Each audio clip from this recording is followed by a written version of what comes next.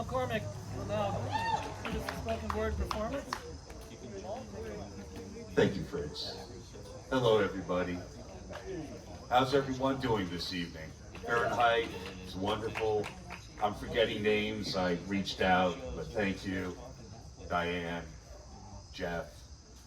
I enjoy coming here, and Fritz, thank you. You provided me a forum for about 4 years, and I have been able to listen to and watch artists grow. I came here tonight exceptionally nervous. My wife's been texting me, just breathe. But how often do we forget to just breathe? There is so much going on in this world, and we're inundated all the time. Social media, the news, wars, famine, dehydration. Pay attention, the Hoover Dam, within a couple of years, if that water level keeps dropping, not only is there an issue with water being distributed to numerous states, Las Vegas is very popular, but it should not be there. It's built in the middle of a desert. But the Hoover Dam in a few years will not be able to provide energy to a vast portion of the country. And meanwhile, we also have, all this human trafficking, children and adults. When I researched wars, it's complicated. They're major wars, they're conflicts, they're broken up. But there's about 27 major conflicts going on globally right now. Tens of thousands, hundreds of thousands of people die every year due to a conflict, a war, or major war. But that only represents, because I've been spending some time just researching things, only 0.2% of all the deaths that occur every year. We are surrounded by death. I want to share a few pieces. I spoke a couple of them last week, and I'm going to try to intertwine a few others. But when I do speak, I want people to love one another more. It has to start here within you. It has to start with your neighbor, your community. I don't know how we're going to save us. I'm not worried about the planet. The planet will be fine. It'll probably be better off without us. We have to learn to love one another. We have to stop all this finger pointing and going, I hate you. I hate what you believe. There has to be a middle ground. Gossip, 1892, oil on canvas. Delicate brushstrokes blend gray-toned silhouettes of maidens wistfully strolling along a path leading to a church in need of some repair on a Sunday walk, repeating a routine as one step follows the other. The final step, a pause between steps. Before entering beneath the steeple, they curtsy and giggle for all the people, with parasols a-twirl, whispering of love and desire, memories beholden to innocence and dreams, sinners and believers. We are architects by design.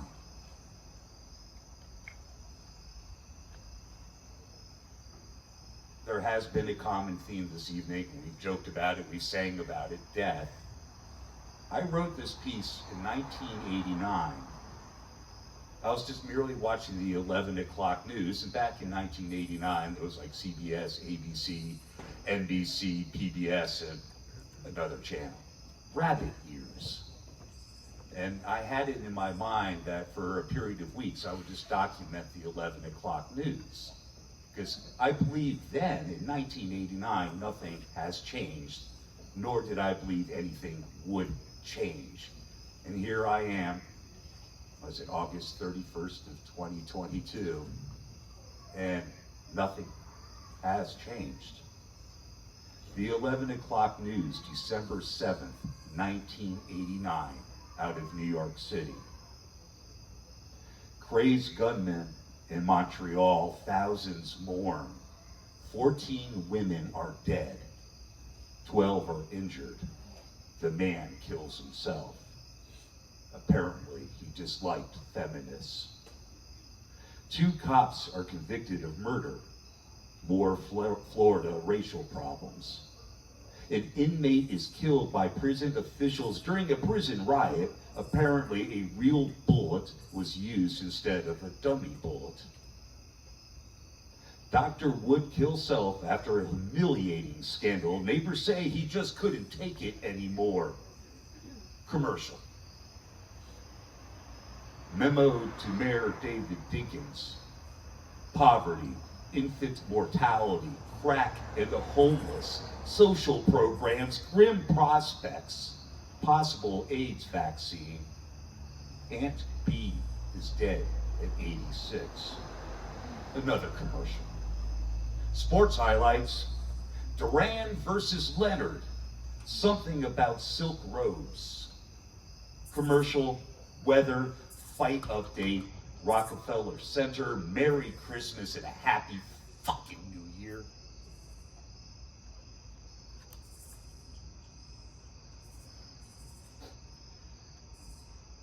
Last night, my wife and I were sitting on our front porch looking at the night sky, and I'm trying to learn to photograph the stars. We live essentially in the middle of the George Washington National Forest. We moved in as the pandemic was really clamping down on all of us. We live with coyote, bear. I saw a possum this morning carrying its babies on its back. I had never actually seen that myself. I've seen it in pictures, but my God, this morning going to work, I saw a possum with his babies on its back.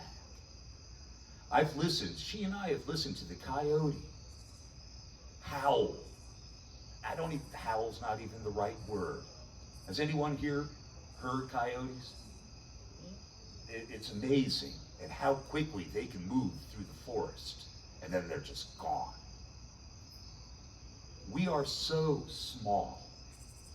We are so infinitesimally small. If we could just wake up and realize this planet we call Earth is just a planet, a rock, whirling around the sun, which is a star. Our star is one of billions of stars in our galaxy, just our galaxy. There are billions of stars, and all those stars have planets. And then there are billions of galaxies in our universe. We are so infinitesimally small, and yet we still fight over territory. We fight over religion, political beliefs. In some sense, I dare say we are monsters, but the earth will win. I will end with this piece, and I dedicate it to my wife, Pamela. The gentle fall, the gentle sound of a leaf spiraling down. As the sun, the faded touch of just one more day falls under and down. As you kiss the lips that are my frown, I turn to touch, I turn around. The gentle fall, the gentle sound of the leaf spiraling down. Thank you.